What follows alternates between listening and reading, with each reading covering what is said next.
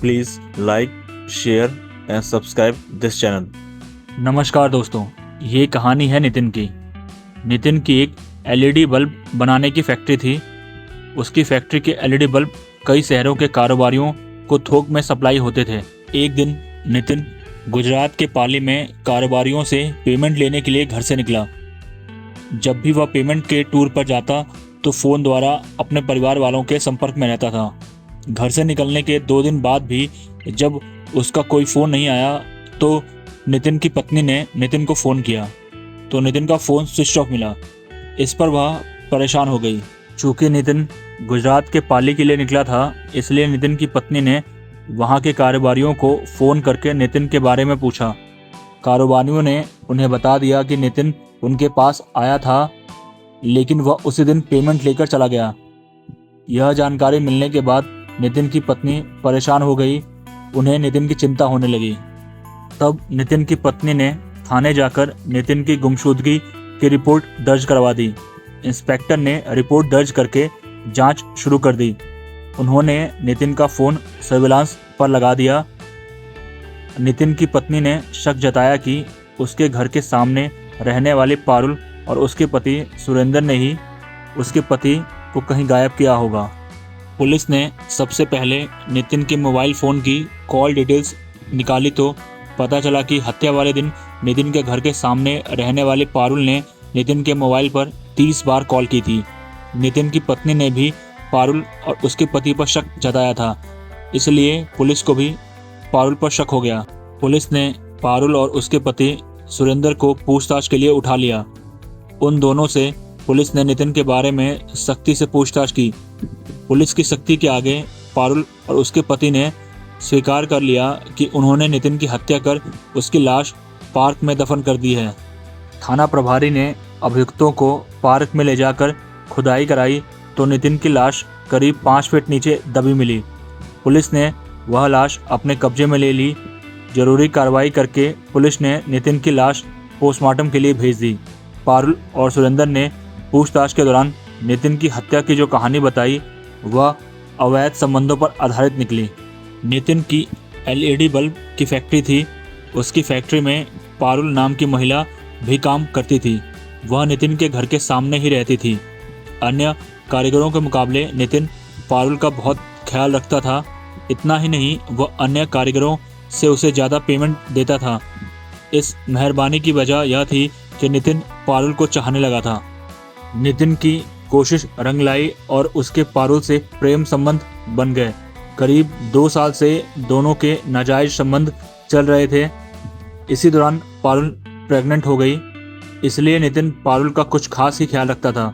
नितिन पारुल को बहुत चाहता था। वह चाहता था कि पारुल जिंदगी भर के लिए उसके साथ रहे, इसलिए वह पारुल पर शादी करने का दबाव बना रहा था। उधर नितिन और पारुल के प्रेम संबंधों की जानकारी पूरे मोहल्ले को थी।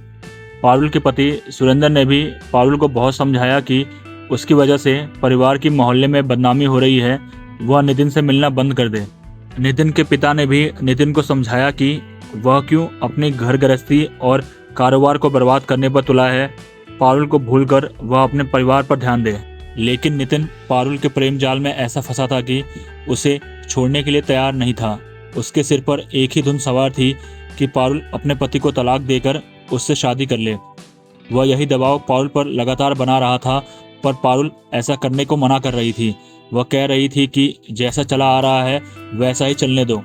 घटना से करीब 2 दिन पहले जब रात में पारुल के पास नितिन का फ़ोन आया तो फ़ोन की घंटी बजने से सुरेंद्र की नींद खुल गई। पारुल रूम के अंदर ही नितिन से बातें करने लगी। किसी किसी फ़ोन के स्पीकर की आवाज़ इतनी तेज़ होती है कि पास का आदमी भी बातचीत सुन सकता है। पारुल के पास भी ऐसा ही फ़ोन था। वह अपने प्रेमी नितिन से जो भी बात कर रही थी वह सुरेंद्र भी सुन रहा था। नितिन उससे कह रहा था कि वह अपने पति सुरेंद्र को ठिकाने लगवा दे। इस काम में वह उसकी पूरी मदद करेगा। उसके बाद हम दोनों शादी कर लेंगे। अपनी हत्या की बात सुनकर सुरेंद्र के तो होश ही उड़ गए। उसने उस समय पत्नी से कुछ भी कहना मुनासिब नहीं समझा। सुबह होते ही सुरेंद्र ने अपनी पत्नी पारुल से इस बारे में बात की। वह झूठ बोलने लगी। इस बात पर दोनों के बीच नोकझोंक भी हुई। इसके बाद सुरेंद्र ने पारुल को विश्वास में लिया और घर गृहस्थी का वास्ता देकर कहा, देखो पारुल, नितिन कितना गिरा हुआ आदमी है। वह मेरी हत्या कराने पर तुला है। अपने स्वार्थ में वह तुम्हारी भी हत्या करवा सकता है। तुम खुद सोच लो कि अब क्या चाहती हो, यहाँ रहोगी या उसके साथ। पारुल ने सुरेंद्र से कहा, मैं इसी घर में तुम्हारे साथ रहूँगी, उसके साथ नहीं जाऊँगी। सुरेंद्र ने सोचा कि आज नहीं तो कल नितिन उसके लिए नुकसानदायक साबित होगा, इसलिए उसने तय कर लिया कि वह नितिन को सबक सिखाएगा। इस काम में उसने पत्नी पारुल को भी मिला लिया। पारुल ने पति को यह भी बता दिया कि नितिन पार्टियों से पेमेंट लेने के लिए पाली गया हुआ है। इस पर सुरेंद्र ने उसे कहा कि किसी बहाने से उसे बुला लो तो बाकी का काम वह कर देगा। उधर पाली के कारोबारियों से पेमेंट का कलेक्शन करके नितिन अपने घर लौट रहा था। सफ़र में उसने अपना फ़ोन साइलेंट मोड पर लगा दिया था। पारुल ने नितिन से बात करने के लिए फ़ोन किया, पर फ़ोन साइलेंट होने की वजह से नितिन को इसका पता नहीं चला। पारुल उसे लगातार फ़ोन कर रही थी। बस स्टैंड पर पहुंचने पर नितिन ने जैसे ही अपना फ़ोन देखा तो प्रेमिका की 30 मिस कॉल देखकर चौंक गया। उसे लगा कि पता नहीं क्या बात है जो उसने इतनी बार फ़ोन मिलाया। नितिन ने पारुल को फ़ोन करके कहा, पारुल, मेरा फ़ोन साइलेंट मोड पर था, इसलिए तुम्हारी कॉल के बारे में पता नहीं चला। बताओ क्या बात है। मैंने तय कर लिया है कि मैं सुरेंद्र को तलाक देकर तुमसे शादी करूंगी। इसी बारे में तुमसे बात करना चाह रही थी। पारुल बोली, मैं चाहती हूँ कि तुम अभी मेरे घर पर आ जाओ, वहीं पर हम बात कर लेंगे। प्रेमिका के मुंह से अपने मन की बात सुनकर नितिन खुश हो गया। उसने कहा, पारुल, मैं कुछ देर में ही वहाँ पहुँच रहा हूँ। ठीक है, तुम आ जाओ, पारुल बोली।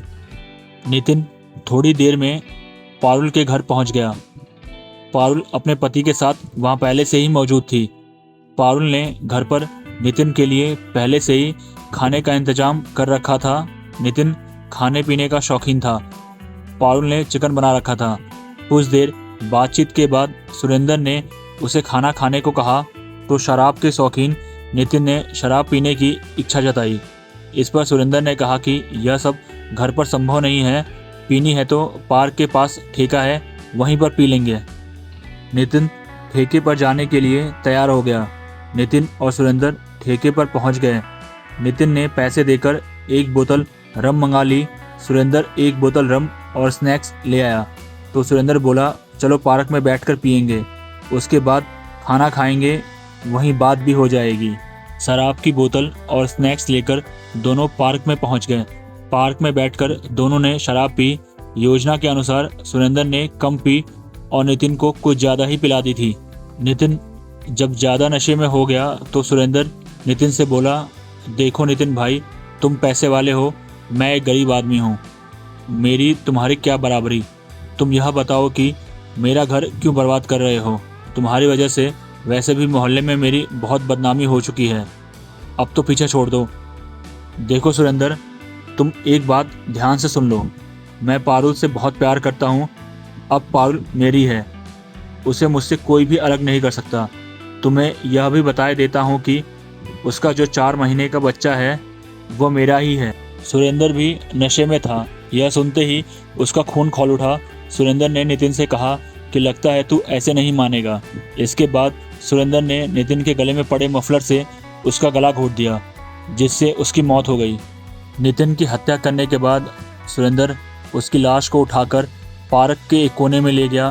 फिर सुरेंद्र ने करीब 5 फुट गहरा गड्ढा खोदकर नितिन की लाश वहीं दफन कर दी।